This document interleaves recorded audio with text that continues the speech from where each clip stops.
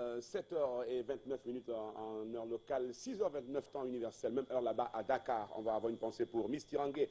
Vous êtes à Dakar au Sénégal, vous nous regardez au quotidien, et bien autour de vous aussi, beaucoup de téléspectateurs. Merci beaucoup. Ici sur place au Cameroun et précisément à Bafoussam, on va dire un bonjour au colonel Niamé et colonel Niamé. Vous êtes là-bas, vous nous écoutez à Bafoussam. On vous salue, vous nous regardez aussi. Un bonjour à M. Clément Choupo qui nous regarde peut-être, M. Clément Choupo. Le bonjour de Canal Matin, Maître Guy-Olivier Moteng et le commandant Messanga du côté de Nubel, ici même à Douala. Maintenant, l'heure de la revue de presse a sonné déjà. Et Javis Nana va être prêt dans quelques secondes. Oui, c'est le cas. Javis Nana, bonjour. Bonjour Jason et bonjour aux téléspectateurs. Très content de vous retrouver encore ce matin. C'est une chaleur partagée et une joie habituelle d'être ici et pour cet instant avec les téléspectateurs. Il fait beau à Douala ce matin quand même. Oui, ça il faut le dire, hein, surtout que la nuit était arrosée et tout le matin au petit réveil, il fait beau. Après la pluie, toujours le beau temps. Le beau temps. Mais l'épervier vole toujours même en temps trouble. Hein. Il faut redouter le rapace en tout temps. Ah ça, je ne vous le fais pas dire. Javis Nana, on commence par ça justement. Eh bien, on ouvre cette revue de presse avec le journal L'Épervier qui est en kiosque ce matin. L'Épervier précise à sa une ce matin. Alerte rouge, Boko Haram se réfugie dans les hôtels de Yaoundé.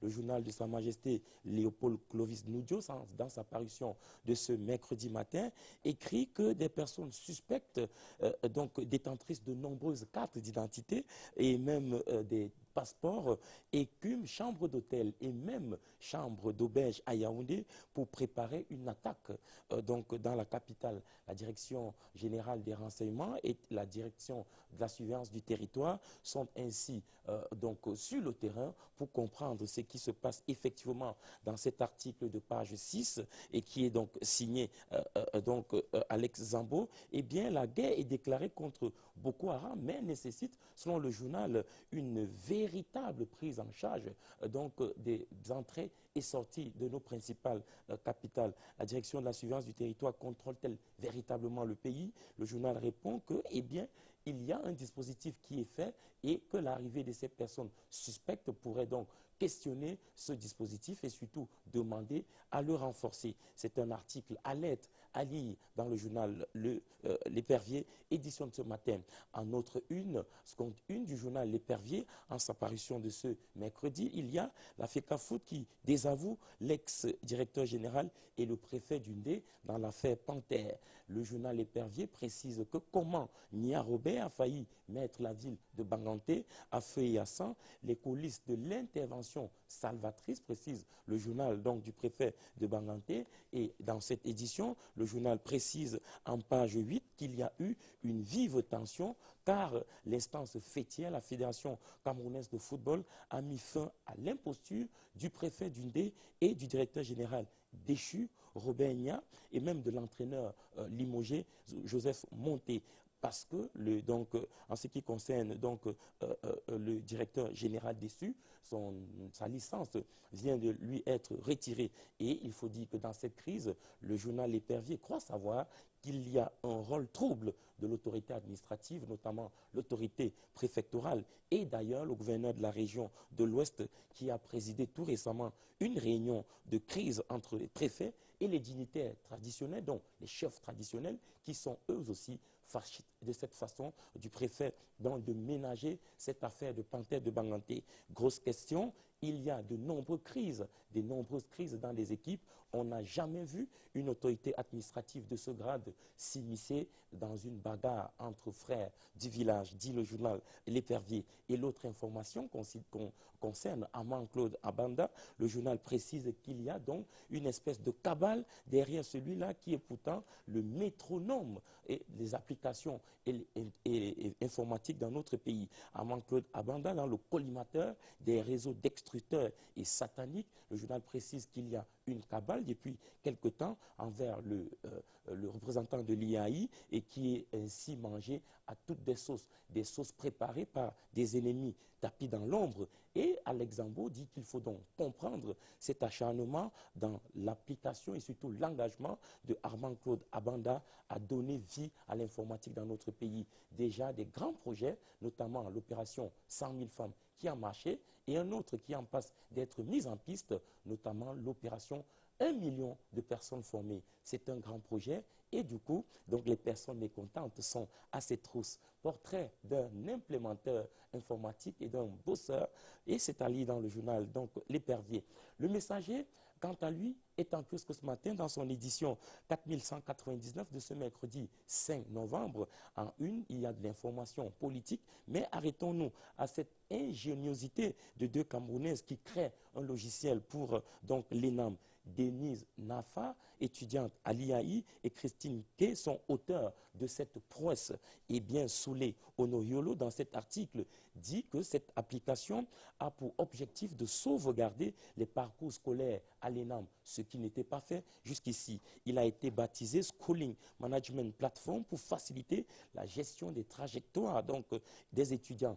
Il faut conserver les profils, conserver les CV parce que ceux qui intègrent l'ENAM seront pour demain des administrateurs civils et peut-être des grands commis de l'État dans les régies financières et même les douanes. C'est une application qui met donc l'École nationale d'administration et de magistrature, article à lire en page 11, scellé sous le Ignoliolo, qui remet donc l'ENAM sur la piste véritable de la discipline de vie et même de travail. Comprendre cette nouvelle application, c'est saluer le travail de Denise Nafa et de Christine Kay, qui sont étudiantes à l'Institut africain d'informatique. On le disait, le Cameroun vient d'être honoré du côté des Nations Unies. Le rez-de-chaussée du journal Le Messager précise dans son édition de ce matin que la promotion internationale est celle de Célestin Monga, qui vient donc d'être nommé directeur général de l'ONUDI, l'Organisation des Nations Unies pour le développement industriel. L'information est tombée hier. Le célèbre économiste camerounais, qui était jusque-là conseiller du premier vice-président de la Banque mondiale, du Fonds monétaire international, va donc poser ses valises désormais à Vienne comme directeur général adjoint de l'ONUDI, chargé de l'administration. Une promotion importante pour le Cameroun, à lire en page 3, et d'ailleurs l'ONUDI qui était cette institution chargée donc d'accompagner les économies africaines transitoires et en voie de développement. Célestin Monga, désormais directeur général adjoint de l'ONUDI. Le portrait de l'économiste camerounais est à lire dans le journal Le Messager. Et puis politique, et c'est la une ventre du journal Le Messager, dans le nord-ouest, des empoignades au RDPC. Eh bien, la désignation des responsables de coordination régionale et départementale du parti du Flambeau dans le département du Nord-Ouest, eh bien, alimente des joutes entre les pontes du régime. Donat Soufo, qui signe cet double article politique, précise que le secrétaire général Jean Kouété avait fait un tour pour essayer de mettre de l'ordre, mais à l'occasion de la célébration demain des 32 ans d'accession à la magistrature suprême du président Paul Biya, eh bien, on pourrait se retrouver dans une bataille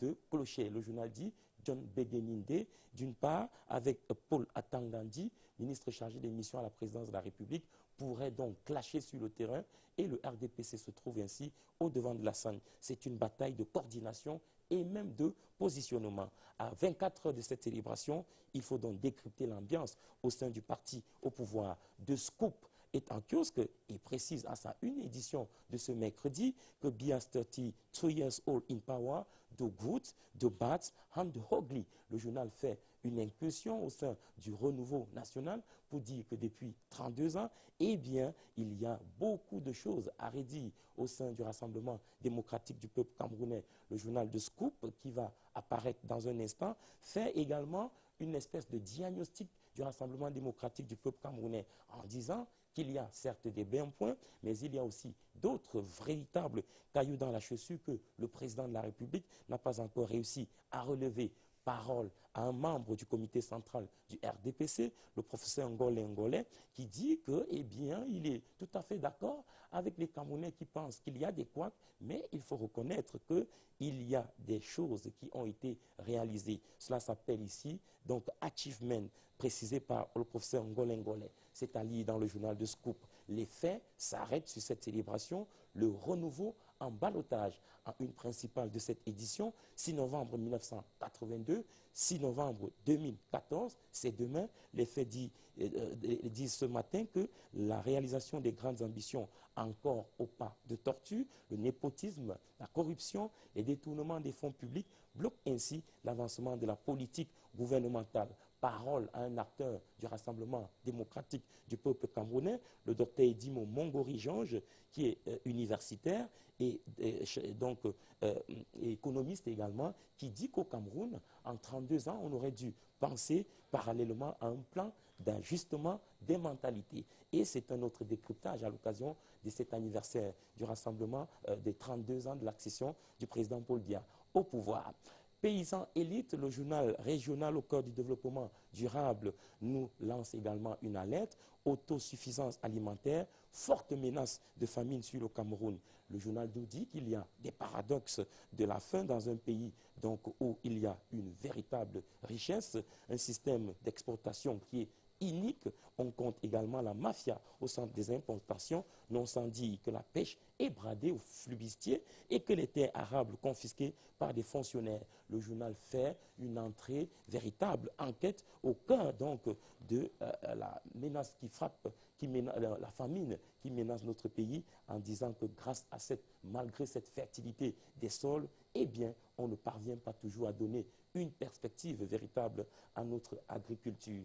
Que faut-il faire? C'est nationaliser la production halieutique qui est un socle de développement agricole.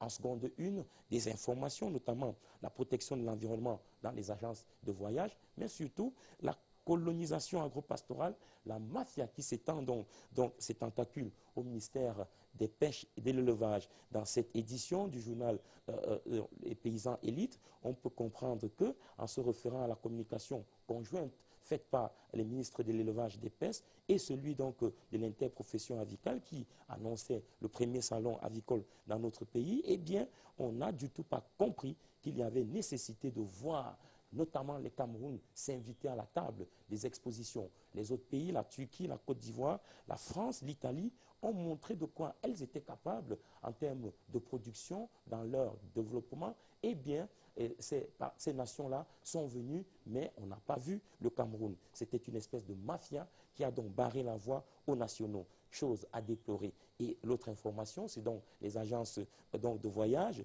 Il y a un constat qui est sans équivoque dans les agences de voyage au Cameroun. Eh bien, les mesures de protection en matière d'hygiène et d'assainissement sont méconnues. Le journal Paysans Élite est descendu sur le terrain avec des clichés photos étonnants dans des agences de transport, ni toilettes, bus particulièrement lugubres, manque donc d'entretien. Et le journal a fait le tour complet pour dire que les villes de Douala, de Yaoundé et même de Bouya sont en tête de ces villes-là qui ont dans leur sein des agences de transport qui ne respectent pas la réglementation. Pourtant, à payer 8 000 francs pour Yaoundé-Douala, eh bien, on mériterait plus en tant que client. Et Paysans Élite est en kiosque. Horizon Plus Magazine également nous propose une principale, et c'est une information bien vieille, les clichés du dénouement de la libération des otages, mais au Cameroun, et c'est au rez-de-chaussée à la gauche, eh bien, Paul Biya, après plus de 30 ans de règne, est confronté à une rébellion. C'est une interrogation. Le journal nous dit, dans cette édition, eh bien, qu'il y a une espèce, du côté donc de Mouanko, on se mêle un peu les pédales, eh bien, c'est du côté de Mouanko, avec Patrimoine d'Afrique, une découverte qui nous amène dans cette ville futuriste. Le journal Patrimoine d'Afrique nous dit qu'il ne faut pas simplement regarder Kribi aujourd'hui.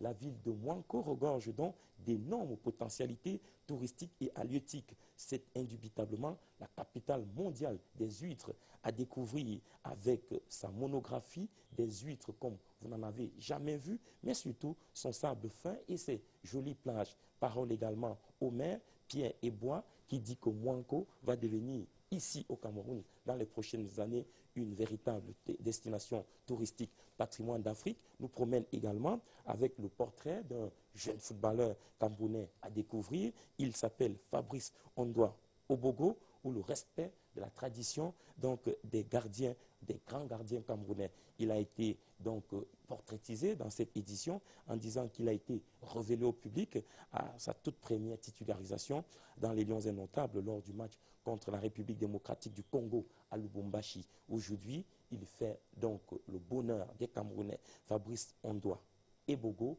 est sur les traces des grands gardiens, nous précise donc le journal Patrimoine d'Afrique. C'est un portrait sportif Ali, avec entre autres informations la célébration du 46e anniversaire de l'indépendance de la Guinée équatoriale.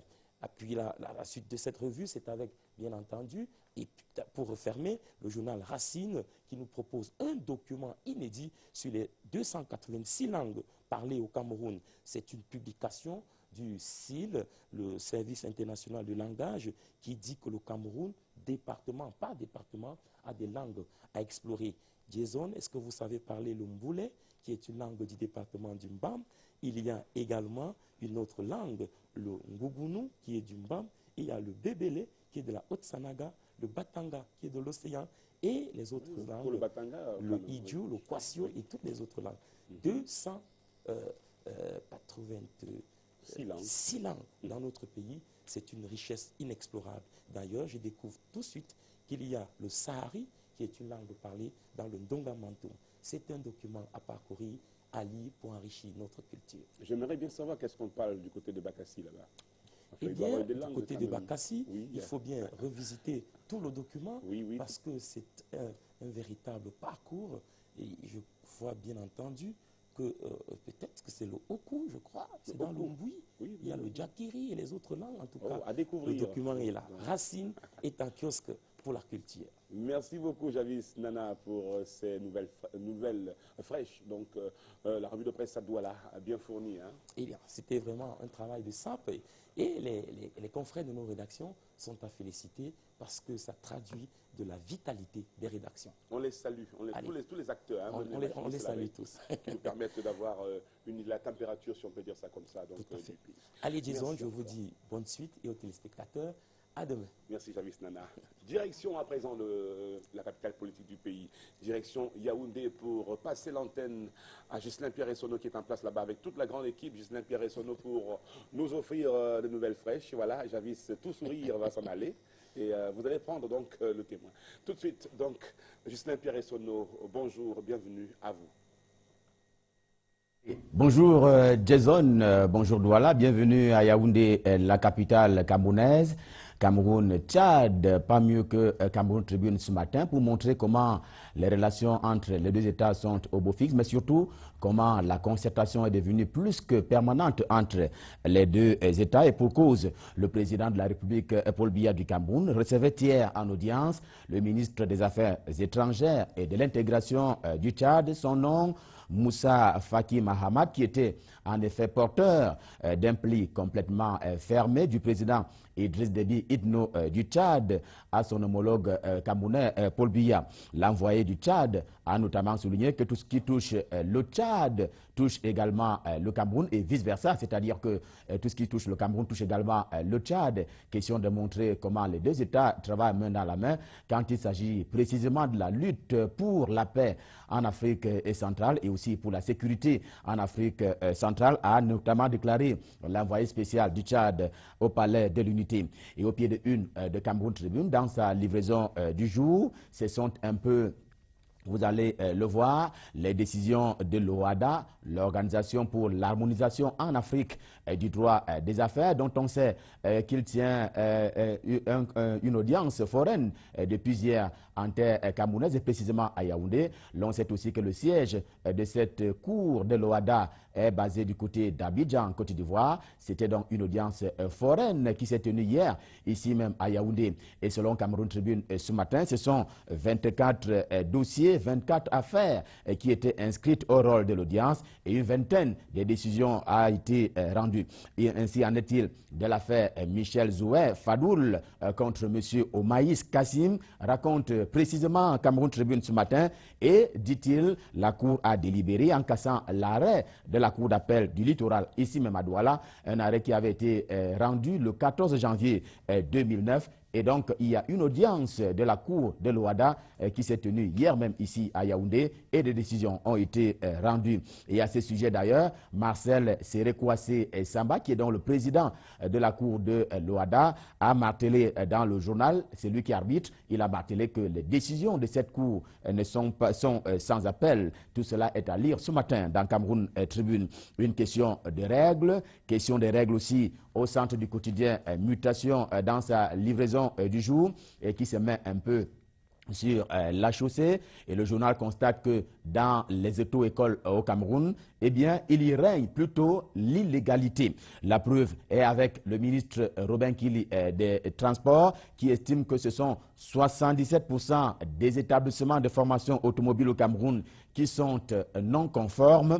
Première mesure qui a été prise à l'occasion. Les 12 prochains mois à venir, eh bien, il n'y aura pas de délivrance d'agrément aux auto-écoles. Et selon le quotidien Mutation, les syndicats eux-mêmes étaient déjà allés dans ce sens pour décrier ce qu'il est convenu d'appeler avec les syndicats la corruption quelque peu rampante dans ce secteur d'activité, parlant des auto-écoles au Cameroun et naturellement dans le registre des faits et d'annonces. Mutation croit redouter un peu parce que souvent le gouvernement a annoncé certaines mesures et quand il s'agit précisément du ministre des Transports, et les dites mesures n'ont pas été prises en compte.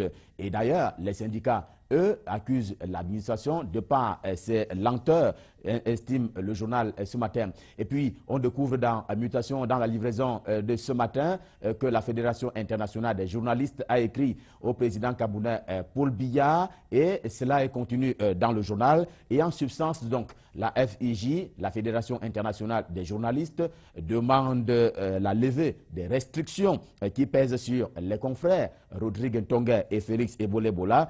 Comme on parle donc de Paul Biya, il y a le quotidien, l'unique quotidien camerounais d'expression anglaise, le Guardian Post en kiosque ce matin, qui écrit « Biya clocks 32 long years in power tomorrow ». Allusion faite naturellement aux 32 ans de règne du président camerounais Paul Biya, dont on sait que cela sera atteint demain même. Here are the good, the bad and the ugly. Le journal propose simplement un bilan de Paul Biya à la tête de l'État 32 ans après l'exercice de la très haute fonction présidentielle. Et au-delà du cheminement historique, le Guardian Post constate ce matin, et c'est de façon formelle, que la lutte contre la corruption n'a pas prospéré sous le renouveau et les victoires du RDPC, le Rassemblement démocratique du peuple camerounais, parti politique créé également par Paul Biya en 1985, que cette formation politique a plutôt des victoires on ne peut plus obèses. C'est le journal The Guardian Post qui en parle ce matin. Mais à grande une de ce quotidien,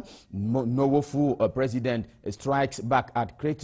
C'est dire, et on le savait, mécontent, le président des FON du Nord-Ouest ce matin, il dit donc vouloir aller en guerre contre ses détracteurs, et il souligne dans le journal The Guardian Post ce matin qu'il bénéficie du soutien de près de 90% des fonds qui soutiennent donc son action. Et d'ailleurs, dit-il dans le journal The Guardian Post, il prépare déjà un successeur. C'est également un personnage qui fait parler de lui à la grande une du quotidien Le Jour. Ce jour, vous allez le voir, il s'agit de la veuve de Ruben Nyobe qui raconte un peu l'histoire du maquis, l'ex-épouse du leader charismatique et même emblématique de l'Union des populations du Cameroun, puisqu'il s'agit de Ruben Nyobe, dit qu'elle a passé près de 4 ans dans le maquis en compagnie de son ex-époux et aussi de leurs enfants, mais tout de même loin de sa famille à elle et aussi de la famille de son mari, de sa belle famille.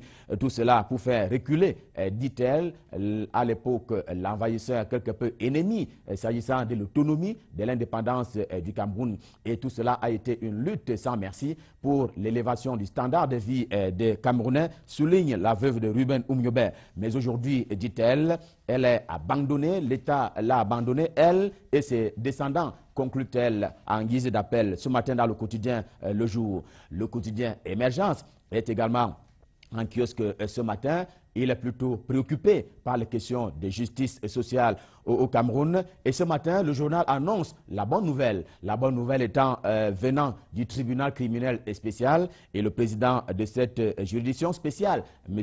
Yap Abdou, qui annonce des arrestations massives. Le fait, selon le journal, est que le magistrat hors hiérarchie, redouté et même redoutable à tout le moins, il veut donc liquider tous les dossiers qui sont en instance en ce moment au niveau du tribunal criminel spécial, et ces dossiers doivent être liquidés d'ici à la fin de l'année 2014, ce qui conduit logiquement à conduire un certain nombre de justiciables en prison dans les prisons camerounaises. Et selon le quotidien Émergence, une soixantaine de personnes et même une soixantaine d'affaires sont annoncées pour l'année 2015, ce qui fait dire au journal Le Quotidien Émergence qu'il y a 1001 personnes qui devraient rejoindre Koningui. Mais en attendant, Le Quotidien Émergence, toujours dans son édition ce matin, rapporte en page 5 à propos de la sûreté de l'État, que les atteintes à la sûreté de l'État, atteintes supposées ou réelles qui se succèdent,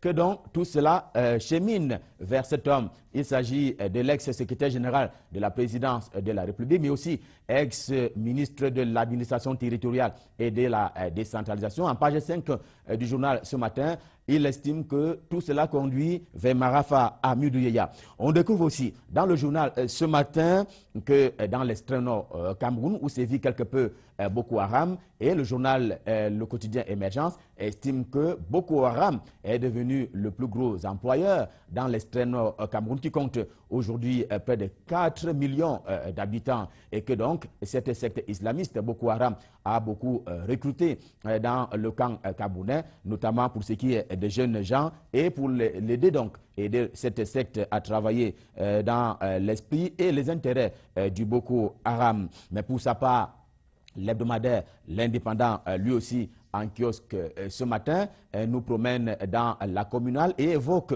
le cas de la commune des Bonnets, c'est dans le département du Mungo. Et le journal parle plutôt d'un scandale à cause de l'attribution des marchés à tête chercheuse dans cette mairie-là. Et la faute, dit le journal, est au maire Siliki et Manon. C'est la conclusion à laquelle arrive l'hebdomadaire L'Indépendant à lire. Lui aussi en kiosque ce matin, un hebdomadaire pouvant en cacher un autre. L'hebdomadaire Le Soir, lui aussi, nous parle ce matin. Il ne s'est pas du tout tu. Et le journal parle de la sécurité et aussi de l'alternance au pouvoir au Cameroun. Et il y a cette mise en garde des jeunes au Cameroun. Elle est montée au créneau, cette jeunesse, face aux éventuels fauteurs de troubles. Ceci est en fait d'ailleurs un entretien qui a été mené avec Sieur Honoré Zéakono. L'homme politique appelle simplement à ne pas faire de confusion. Le Cameroun, c'est le Cameroun. Ici, on aime la paix. Toujours le journal Le Soir ce matin qui met un peu